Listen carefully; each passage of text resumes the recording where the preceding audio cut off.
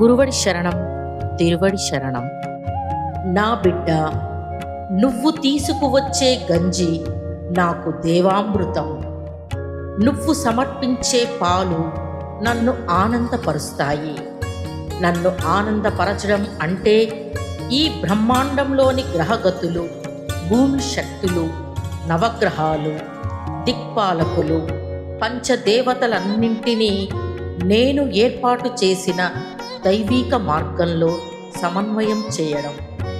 నువ్వు నా మాటను తప్పకుండా ఆచరిస్తే దాని ఫలితం నీకు లభిస్తుంది అనునటువంటి మహిమగల అమ్మ చెప్పే దైవవాక్కులను ఎన్నోసార్లు విని ఒక కుటుంబం ఆడిపురం ఉత్సవంలో పాల్గొనాలని ఎంతో ఆసక్తితో వచ్చారు. ఆ తరువాత జరిగిన మార్పును ఆ కుటుంబంలోని ఇల్లాలు శక్తివళి పత్రికలో ఇలా తెలియజేశారు.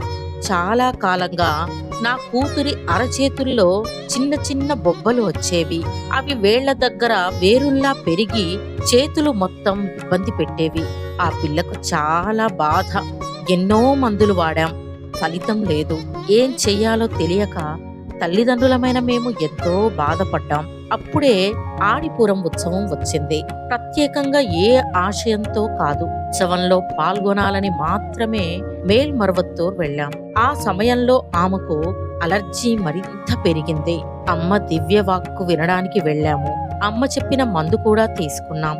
ఆ జన సందోహంలో నిలబడటం కష్టం అనిపించింది. ఇక మీదట ఇలాంటి ఉత్సవాలకు రాకూడదు అని కుటుంబమంతా అనుకున్నాం. కానీ అమ్మ అనుగ్రహ వాక్యాన్ని నమ్మి అమ్మ చెప్పిన మార్గంలో నడవాలని ఆడిపురం ఉత్సవంలో పాల్గొన్నాం.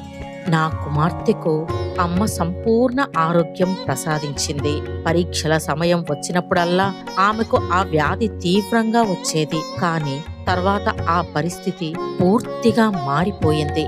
ఆడిపురం ఉత్సవంలో పాల్గొన్నందుకే ఈ వ్యాధి నయమైందా, లేక అమ్మ ఇచ్చిన మందు వల్లనా అని ఎవరైనా అంటే నేను చెప్పేది మాత్రం ఒక్కటే. పూర్తి విశ్వాసంతో అమ్మ చెప్పిన మార్గాన్ని అనుసరిస్తూ సిద్ధుల పీఠంలో జరిగే వేడుకలలో పాల్గొన్నట్టయితే ఆ అమ్మవారి అనుగ్రహం తప్పకుండా లభిస్తుంది. ఓం శక్తి.